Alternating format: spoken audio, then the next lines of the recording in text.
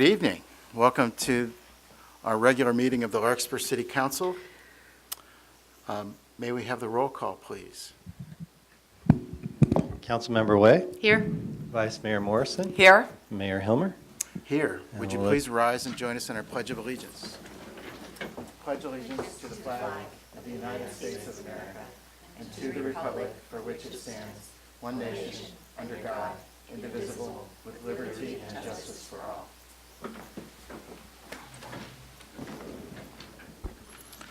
Thank you. The first item on this evening's agenda is a presentation. We welcome the Coalition Connection this evening for their yearly update. I'm Linda Henn, project coordinator for the Coalition Connection, and this is Kelsey Fernandez, the assistant coordinator. And I thank you for inviting us here to talk about the Coalition Connection. First, I'll give you a little history. About 7 years ago, Lori Dubin and a group of parents from Redwood went to the Central Marin Police Department to talk about the excessive rates of alcohol use by underage teens. Shortly after that, Carla Condon from Corte Madera came across a grant through Marin County Health and Human Services, and she brought that to Todd and Larry Chu, and they applied for the grant and got the grant. That was about 7 years ago. And together, Larry and Bob Ravazio were the co-chairs of the coalition, and they assembled a group of other Redwood parents, community members, and CMPA was the fiscal agent and partner, along with the city of Larkspur. That's when the Twin Cities Coalition for Healthy Youth was formed, with 12 sectors of the community working on a strategic plan and initiatives around retail and social access. Lori created Be the Influence, a parent support program to change norms around permissive parenting. The coalition worked on action plans around reducing access in homes and through education events, communication through the schools, and working with CMPA to increase enforcing the social host ordinance as well as publicizing the citations. About 4 years ago, the Ross Valley Community Collaborative was started in the Drake School District and operated under similar premise, but without significant funding. And Bridget Clark led the team along with Liz Seabury, the principal at Drake, David Fanan, John Walsh, and Renee Goddard. They assembled a passionate group of community members interested in tackling a variety of youth issues, including substance use. This diligent and dedicated group put on several parent education and community events, and they created a branding campaign and worked tirelessly at getting the word out about that teens needed our help. The two coalitions worked together on several projects and decided we should join forces. Together we applied for a drug-free communities grant, and in September we were awarded the grant. We were only one of 5 in the state of California and 70 in the nation. And together we became the joint coalition became the Coalition Connection. I think slide 3. Our partnership with CMPA, Larkspur, and the towns we serve has been strong. This collaborative effort has enabled us to do much more, and the support services we receive have allowed us to receive substantial funding through the county and federal government. Our relationship with CMPA involves ABC work and the school resource officer, which informs us of life at the high school as it relates to teens, substance use, and the contributing factors. Our relationship with the town of Larkspur is critical as they are our financial arm and execute all financial payments, and we are extremely grateful for this service. We have a good relationship with council members, and as we work together to increase the health and safety of youth as we engage in dialogue and share information. Wow, that moves fast. Okay, there we go. So, as Linda mentioned, just this past September, we did receive, I'm sorry, we did receive a 5-year grant through the federal government for this work, $125,000 a year. I think there's 2 reasons that we got that money. One was that we had just a very strong, viable coalition with a lot of community engagement. And the second is through the need of the community based on what our data is. And just to look a little bit at the local conditions, there's a whole lot, obviously, that Marin County is doing right and doing really well. We were ranked the second healthiest county in the state this year, and this is actually following 7 years where we ranked number one, the healthiest county in the state for 7 years in a row. And the reason that we dropped to number two is actually in part because of our drinking rates. Let's see, according to the report, San Francisco was the only county in California with a higher percentage of adult heavy or binge drinking. And Marin was second. Also, San Mateo bumped up ahead of us. In the dates between 2011 and 2015, 34% of driving deaths in Marin involved alcohol. And that's compared with 25% in San Mateo and 29% statewide. So those are significant factors that impacted our rating. You can look here and see how Marin rates across the country. So Marin is ranked higher than 90% of the counties in California. And then you can also see across the country here, it's easy to see with the color scheme. The red means higher rates, and if you can look at Marin right there in the corner, you can see it's a dark maroon compared to some of the other bluer yellow states. And let's see. What we do know is that the drinking rates among adults also correlates with the drinking rates amongst youth, and Linda's going to show you a little bit of that. Am I reading that map correctly? The South United States. I'm not sure I looked at Well, it looks like there's a lot of misinformation coming from the or southeast United States Mixed information? on the map. Because it's very blue, is that? Oh, yes. It's a Different. The silent Yeah. majority. That's the only way they're blue, right? Yeah, different codes. Yeah.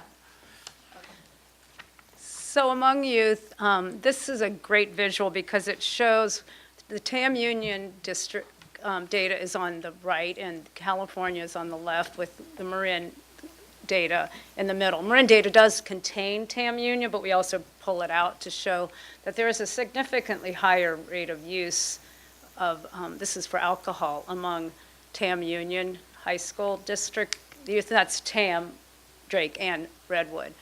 But you can see we're, in some instances, over 50% higher than the California average.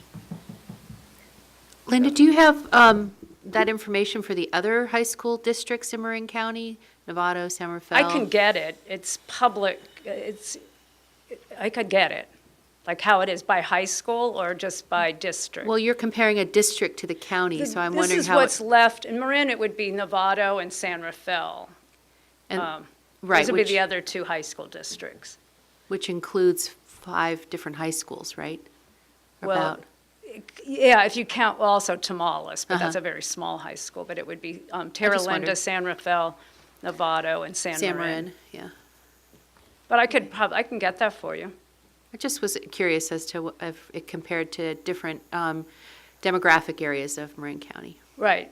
I mean, some of this isn't, it wasn't it's alarming in that it's so significantly different. It's not alarming in some of the conclusions we tend to make about the affluence and its correlation with drinking, but, I mean, this just shows you why we're doing the work we're doing. It's not that it's normal drinking, because not that I think any underage alcohol use or drug use is normal, but it is abnormal here, abnormally high. And then the next slide will show you marijuana use. And again, we're higher, not as startling, but we are a little bit higher here. And I'm really anxious they're doing this study again this year. We do it every 2 years.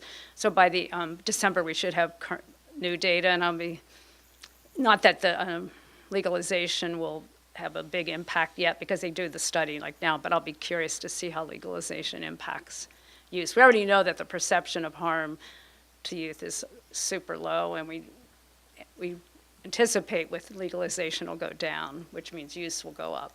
So we'll be reporting back on that next year. Let's see.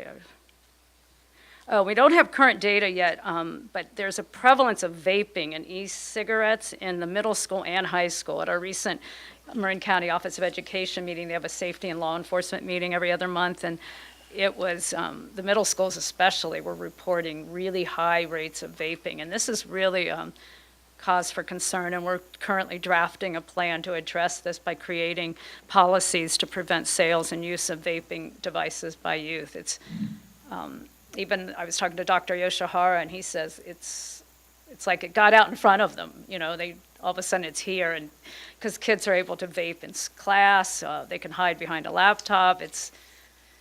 They can literally do it in the backseat of the car without a parent knowing they're doing it. It's that evasive. So we're working on that plan. And that's the good thing about the coalition. We can be really nimble, like a new data point rises or a new concern, and we get on it. We have, we're fortunate our other assistant coordinator works with the tobacco department at Health and Human Services. So we're creating a local plan and a county plan.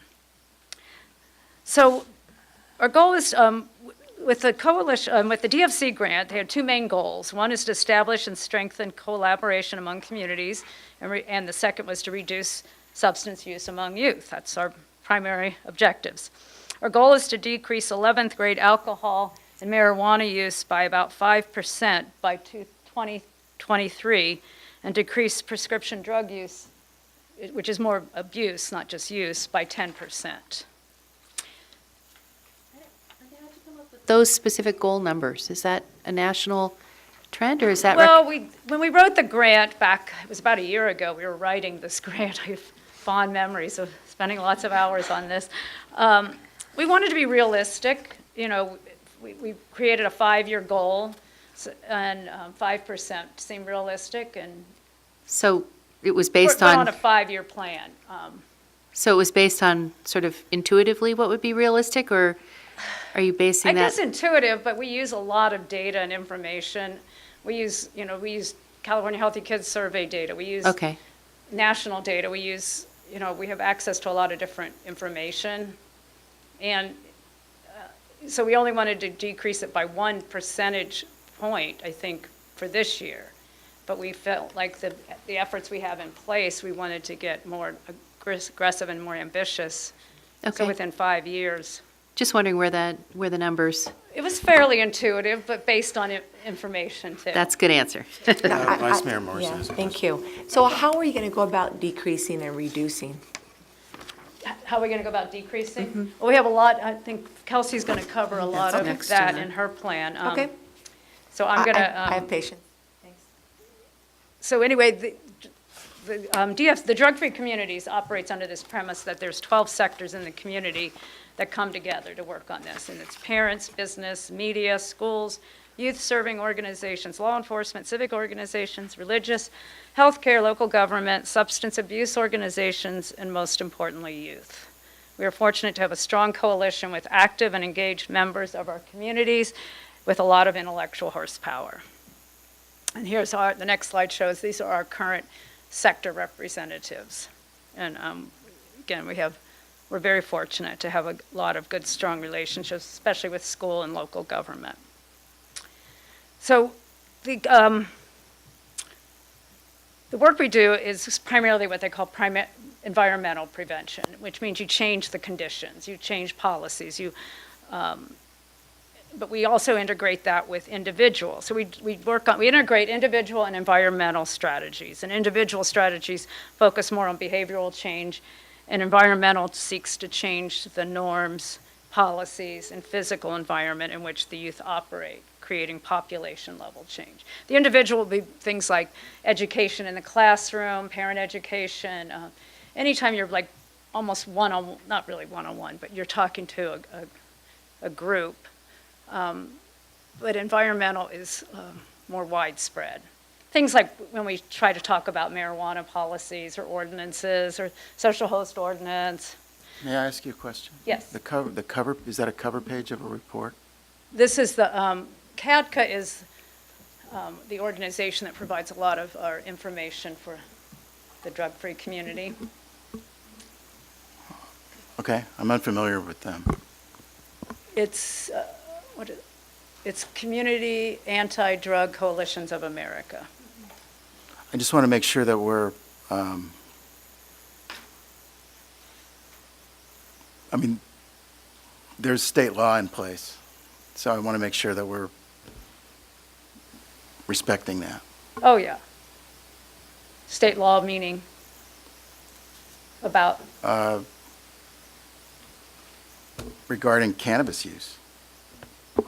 right, when we talk about cannabis, we only refer to how as it relates to youth. And I don't know if you saw, we had an article that was published in the IJ over the weekend that talked about our stance, and it's really only about youth. We realize that the majority of residents voted for it, but what the article pointed out is, what did they vote for? And that's what we don't really have a clear understanding. Did they vote to have access to it? Well, my point is there's fact and then there's opinion.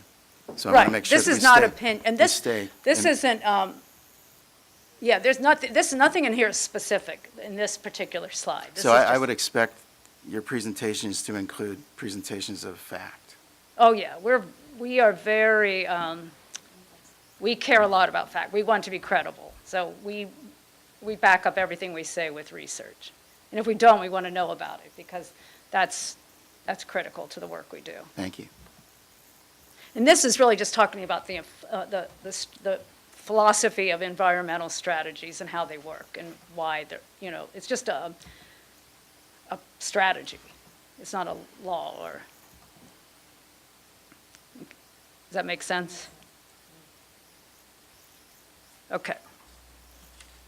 So the social host ordinance, as you've heard me talk before about this, earlier this year, Marin County revised the language in the social host ordinance to include marijuana and controlled substances, party buses, and other rental property, as well as a restorative justice component for youth.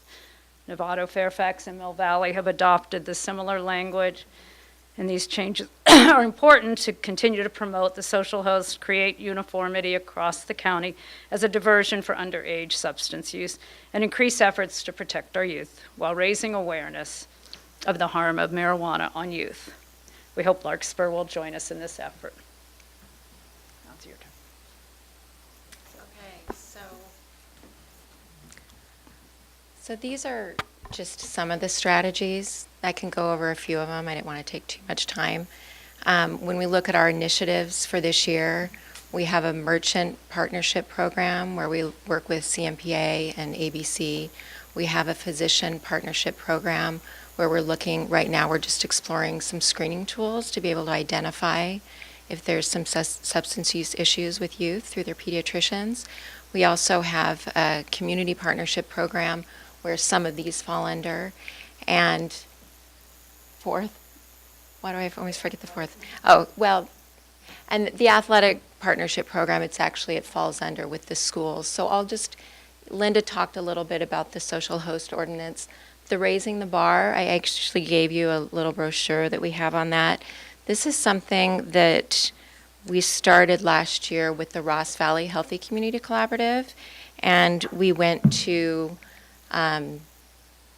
youth-focused sports organizations like San Anselmo Baseball Association, Sleepy Hollow Swim Team, West Marin Little League, and Ross Valley Breakers, and asked if they would we pretty much started with presenting the data, what's going on in our community with the rates of substance use and abuse amongst youth, and asked if they would be willing to not serve alcoholic beverages at their team parties and end-of-year celebrations, and really had hardly any pushback at all. Once people were presented with the information, they said, sure, we'll do that, because we do know that parent modeling does matter, and wanting to be able to demonstrate that we can get together, we can gather around at a kid-focused event and have a good time without alcohol.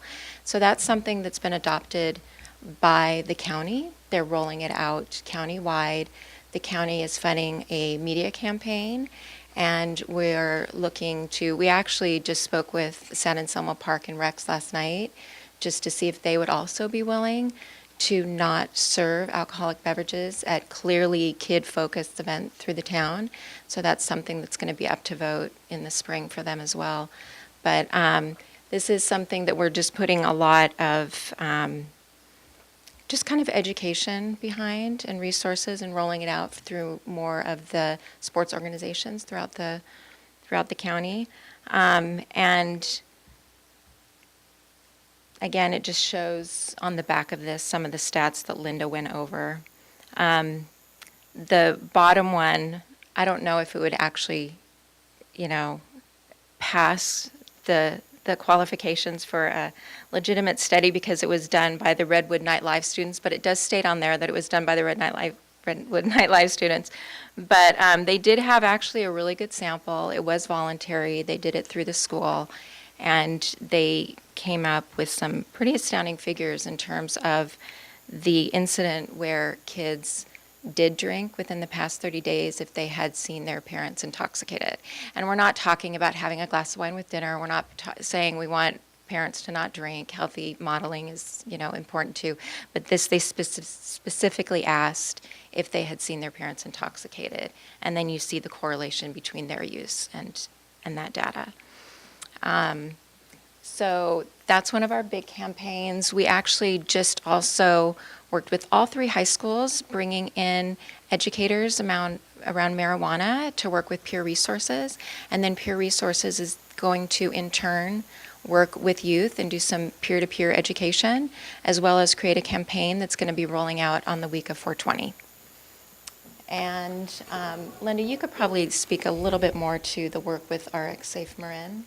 So you mentioned 3 high schools in the TAM district, but there's actually 5. So are you also involved with San Andreas and Temescal? You know what, actually, we did. We do work with them, but they weren't involved in this. Well, actually, he did go to San Andreas. He did go too. to San Andreas. Who's he? Yeah. Oh, it was Ralph Cantor, who's a pretty well-known marijuana educator, and Don Carney. So They were 2 are they involved in the collection of the data also, with those students? Or just the No, 3 large they are high just schools? educators. They just talk to them about the facts around marijuana and mostly the science, the impact on the brain, the developing brain. And what I liked about Ralph, because he actually came to one of our coalition meetings, he talked specific, like you always hear this fact about how it impacts the memory. He gave a diagram about how when we learn things, it goes into this memory bank, and then when you go to learn something else on top of it, it pulls from that data that you've already learned, and how marijuana impacts that precise function, which I found interesting. And I was just more interested in whether you're including the student population at the other 2 TAM district high schools. they're all in the They are TAM in it, union. okay. That's why we use TAM union, even though TAM specifically isn't in our work, we just use the data from TAM union, because otherwise we'd have to take out Redwood and Drake and then get someone else to analyze it, and it's not that different among the 3 high. We looked Okay. at it separately and then together, and the TAM union data is a good representation. Yeah. So RX Safe Marin is a countywide initiative to look at prescription drug use, misuse, and abuse. And I sit on one of their steering committees, and they've been modeled across the whole country in the work they're doing to create a lot of awareness and prevention around this. They're doing a lot of work with naloxone in all the police departments, and they're getting them in all the schools. They do a lot of work around safe disposal and safe, lock it up. So we have a new campaign. There's a National Take Back Day coming up, which is just a good opportunity to educate people on how and why you want to safely dispose of medications. And we have I think April 12th, there's a community forum that they're going to be putting on, and it's about chronic pain or alternative remedies to pain. So that will be, if you're around on, I think it's usually at 11 o'clock at MCOE. This is, since I'm the nurse in the crowd Oh, here, that's why. good. I know Matt Willis is waiting on RX Marin to get approval from the state for a database system that they have. Oh, yeah. In which that it allows an ability to access what practitioners are Right. prescribing Is that excessive. cures, is it Yeah. called? Yeah. Would you, and which allows practitioners they would be entered in a database so that you can assess whether there's somebody who's excessively Right. prescribing. Will you guys have access to that information? I don't think we will. I mean, if we wanted the data, we can definitely get it from them. We work with them. And I'd be primarily concerned from the youth perspective. Yeah, but one of the reasons why was the overprescribing by oral surgeons and Right. things that are giving 100, Percocets youth. to. Yeah, we worked specifically with dentists and doctors on that issue because if like they get their appendix out or they break a leg or something where it requires like 3 pills and they're given 30, so we're, Or 100. yeah, so prescribing overall is, Chief Norton might want to hear about this. Oh, they're very aware of it. The RX Safe Marin is, it sounds like an excellent program. it really is, it's. You want to just wrap it up, huh? Okay, so where are I? I'll just. Oh, that's you. Yeah. So I'll go through this quickly. A lot of what we do also is just bringing awareness around this issue. We do hear from people all the time, just even about like the social host ordinance. I never knew about that, the THC levels, things like that. And just really just kind of trying to bring education to the community and just to also, the point that you made, really trying to just get the facts out there. We found that once we do present the data and we present the facts, then people, they do feel compelled to maybe change their behavior in a way that they hadn't thought of before. And we don't do this work alone. We work with youth court, youth leadership. We had a great day-long retreat with adult youth partnership training. So we really are pulling in the youth to help us find solutions to these problems where we really just haven't cracked the code yet. And so we're really looking for innovative ideas to be able to address this issue within our community, working with the schools, Marin Health and Human Services, and our 12 sectors. So we can't emphasize enough the important work started right here with the support of the town of Larkspur, whose leaders have been behind our efforts since we started 7 years ago. We thank you for making the health and safety of our children and our youth a shared goal over the past 7 years, and we look forward to continuing our work for many years ahead. Thank you so much. Thank you very much. We're really grateful for all the work you've Well, thank you. And if Put you have any together. questions or input, please contact us. Are there other questions from council members? You'll be presenting this in the other cities, too? Yes, we presented at CMPA last week, so some of you are hearing this for the second Good. time. And now we're going to Corte Madera next, or San Anselmo next, and then Corte Madera. Great. Well, thank you so much. Thank you. Thanks, you And a too. very good, well-done presentation. And great Marin voice piece. Thank you. All right, moving on. The next item on the agenda is public comment. Are there members of the public here this evening that would like to make comment on items not on this evening's agenda? Seeing none, we'll move to the consent calendar. Are there any items on the consent calendar council members would wish to pull for further discussion? Councilmember Way? I'm interested in 4.3, and just to maybe get an update from you as our TAM rep or from the city manager about what the latest funding changes are going to mean for this. Or, You mean 4 point? isn't it 4.3, requesting a change to the freeway agreement Yeah. for the North-South Greenway? Just sort of an update on We'll pull it. the North-South Greenway. Other consent items? No. Motion for approval of the balance of the consent calendar. I'll make that motion. Second. Have a motion and a second. All those in favor? Aye. Opposed? Motion carries. Item 4.3, is there a staff report? Well, maybe I'll take advantage of Mr. Skinner's presence since he's more up to date on this item than I am. So Julian Skinner, our Public Works Director. Good evening. So the item before you tonight, item 4.3, is to adopt a resolution to request a change to the freeway agreement that the city has with Caltrans. And this is in response to a project that is currently under design that has a number of different components to it, known as the North-South Greenway. That the Transportation Authority of Marin has been the project lead on for some time. And the city of Larkspur, as well as the town of Corte Madera and the county, have also been involved in various phases of this project. Specifically tonight, what the action is a portion of the North-South Greenway is proposed to be built within Caltrans right-of-way. And typically when this occurs, the city and the state enter into an agreement that stipulates who's responsible for what maintenance. And so because this part of the North-South Greenway, namely the new bike path, 12-foot wide bike path that will sit next to the freeway off-ramp, will be in Caltrans right-of-way. We need to amend these old agreements from when the freeway interchange was first constructed that recognizes that this is a local facility within the Caltrans right-of-way, and that the city will be maintaining that from after it's constructed. As far as a general project update, the North-South Greenway has a couple of different elements to it. Just to go over it quickly, there's a north segment and a southern segment. Work now is progressing on the design for the northern segment, which is the subject of this request, which has been split into two components. One portion is in the Caltrans right-of-way. That will add a 12-foot wide bike path or multi-use path actually next to the northbound off-ramp to East Sir Francis Drake on the existing bents.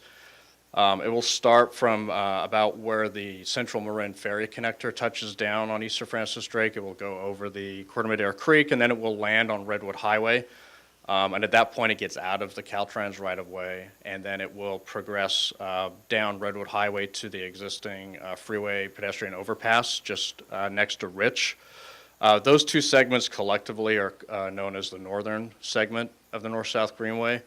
And then the southern segment would take off somewhere along that alignment and head over towards a smart right-of-way and follow the berm and land down at Redwood and Warnham. So that project is a little bit further behind. It's in the environmental stage. So it will follow along after the northern segments, which are currently fully funded with Regional Measure 2 and are progressing.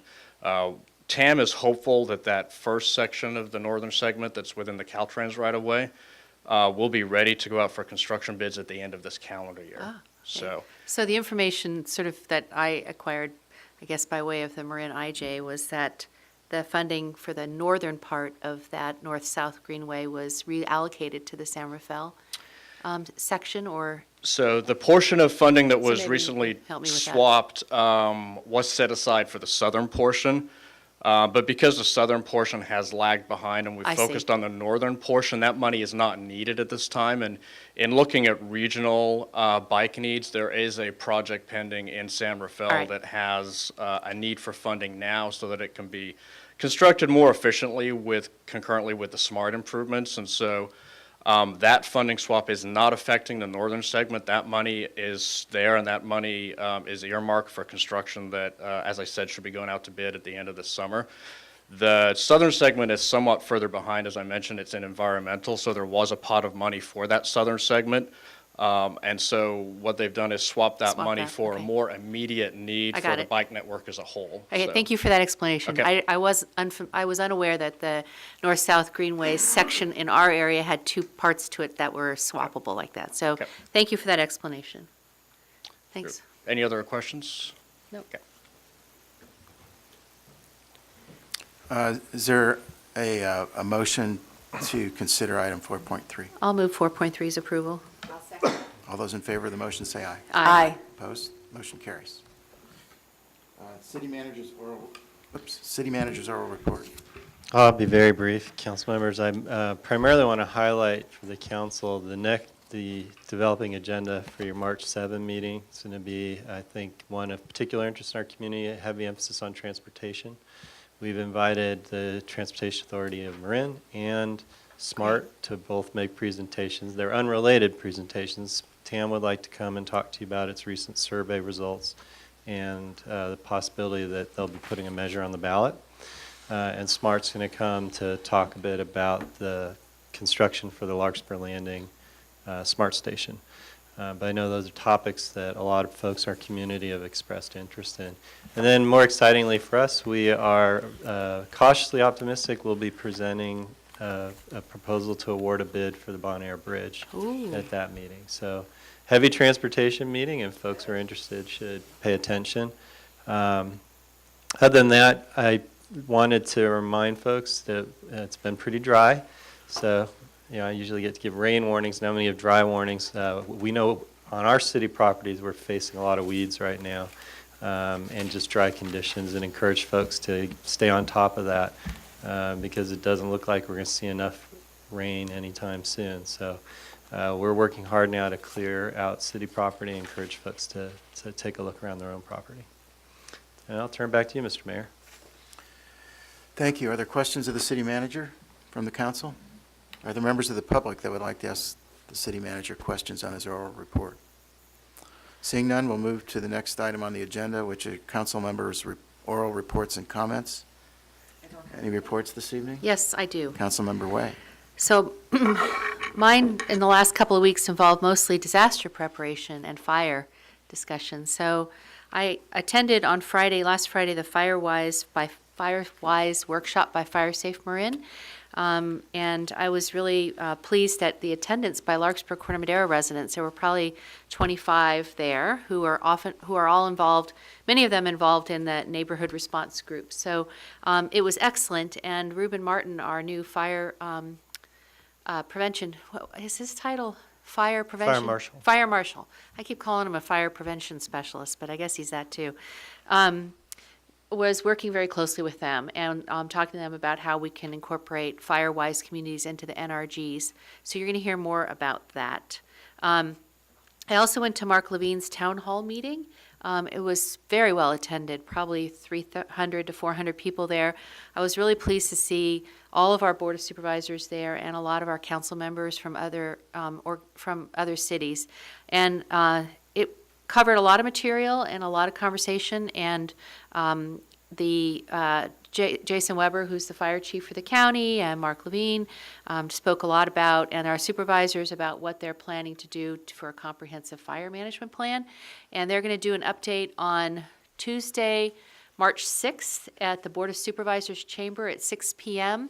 And that will be the follow-up to a Board of Supervisors created board that is looking at, not board, but group that is looking at best lessons learned out of the North Bay fires. And if you can't make that at 6 o'clock on a Tuesday, they will also be presenting some of the same material at the DC3 meeting. But stay tuned for this. It's all available online to watch. It was 2 hours long conversation, and I think a lot of people learned a lot of things. From that, my last comment is, I participate on the Twin Cities Disaster Preparedness Committee with Bob Ravazio, and our neighborhood response group coordinators are retiring in June, and so there's a job opening for that. It's posted on the Town of Corte Madera's website and on our website, but if all of us can push that out to members of the community who may be interested in that role, it's posted, and they can have a conversation with me or the Howards if they're interested in learning more about it. Thank you for that. Other council member reports? All right, we'll move on to the next item. We have no public hearings this evening.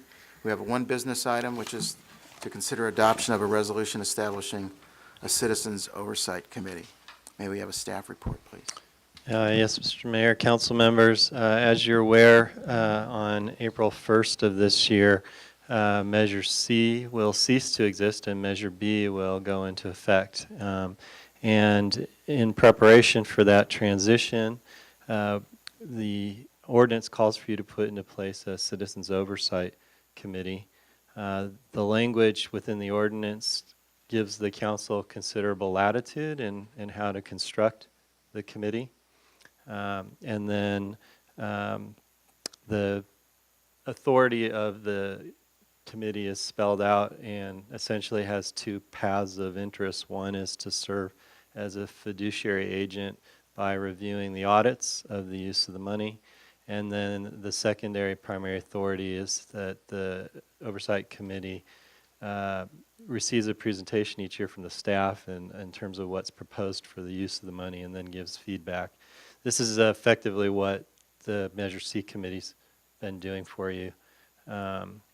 So this item is to get direction from you on soliciting interest to sit on this committee so that we can hopefully bring you applicants at the second meeting in March so you can appoint them prior to the Measure B going effect. If it comes the first meeting in April, I think we'll be okay too. So there's no legal reason they can't be. But we'd like to try to have this done either end of March or beginning of April. So we're soliciting some feedback from you. You'll see we've proposed that the seated members of the committee number 9, just to kind of keep it manageable. We wanted an odd number rather than even number. That's been one awkward thing about the Measure C committee. I just sort of thought less than double digits is probably a little more manageable. These are open meetings, and the Measure C committee has always operated on a consensus basis, so who's actually on the committee and who's in the audience has often been indistinguishable. We've only had to call for a vote once, I think, in my whole time, one official vote, so they don't get too hung up on that. But certainly, were we to need to call a vote, it needs to be really clear who actually is a voting member. The council can put more or less on. I do think as the committee gets larger, calling the meetings gets very difficult. These are not folks who are accustomed to holding the third Thursday of every month, for example, open on their calendar. So that's another challenge. How many people served on the Measure C committee? 6. Oversight. You originally appointed 5 and then added a 6th person. Were there observations or discussions that was a number that was too low? No, no one had that discussion, so there wasn't. Were there any requests to change that number? Well, I know from community members there's strong interest on several people's part to put in an application, but there's also strong interest from many of the existing committee members to be reappointed to the Measure B committee. So we thought a larger group gave you the ability to accommodate more, a balance between historical continuity from the previous committee and some new perspective. I'm always in favor of simplifying, but if there's the will and the desire to have that many. Well, Councilmember Wade. can we say up to 9, no more than 9, but no less than 6? I'm happy following the staff recommendation. The committee will only need to meet as long as we can get a quorum, and if we don't initially get 9, I wouldn't be surprised. I think we will. I mean, I've had 3 or 4 people tell me, how do I apply? Okay. So I'm actually thinking you'll have to make some choices. Questions of staff on this? Are we going, and we have a different policy with some of our boards and commissions where someone who has previously served on it has first right of refusal. Are we doing that suggesting that with this group, or since it's an advisory committee, that's a different rule? So that we didn't apply that rule. That rule's codified for your For boards and committee. commissions, Yeah. yeah. But what we did is the city clerk's already asked all the Measure C members if they're interested in continuing, and so we weren't going to put them through the process of a full letter of interest application because they're the sitting members and they're known to you. Okay, but they'd still have to participate in an interview process, wouldn't they? So that. Well, that depends on how you choose to do the selection process. You didn't interview the Measure C committee We the didn't, way you okay. do boards and commissions. You reviewed the expressions of interest, which in that case were letters where people explain their backgrounds. Okay. I think what we'll do is encourage them to attend that night, so if you have questions, you'll be able to ask them. Good idea. For this type of oversight committee, it's been my experience anyway that a more inclusive approach tends to work out just right. Those that are interested show, and those that show when participating do a pretty good job. I agree, and like I said, from time to time, we've had folks come who are not officially on the committee, and the way the committee tends to operate, if you're in the room, you're participating. It's not More the of a town formality hall of a council meeting. approach. So Vice Mayor Morris. Dan, so if 15 individuals apply, are we the ones that going to choose the 9? Is that what's going to happen? Right, but it's your policy. You could say, I don't want to choose, and make it 15, and that's fine, too. Okay, I just want to make sure I Yeah. understood. All right, thank you. All right, are there members of the public that would like to make comments or ask questions on this agenda item? We'll bring it back to the council then. Further discussion? If not, I'll take a motion. No, it sounds very thorough. I mean, reading through the measure here. Is there a motion to adopt? I'll make the that motion to staff adopt recommendation? resolution number 1118. Second? All those in favor of the motion, there's been a second, say aye. Aye. Opposed? Motion No. carries. Thank you. We'll adjourn the meeting. Motion to adjourn. All those in favor? Aye. Thank you very much. The next meeting's March 7th, 6:30. All about transportation.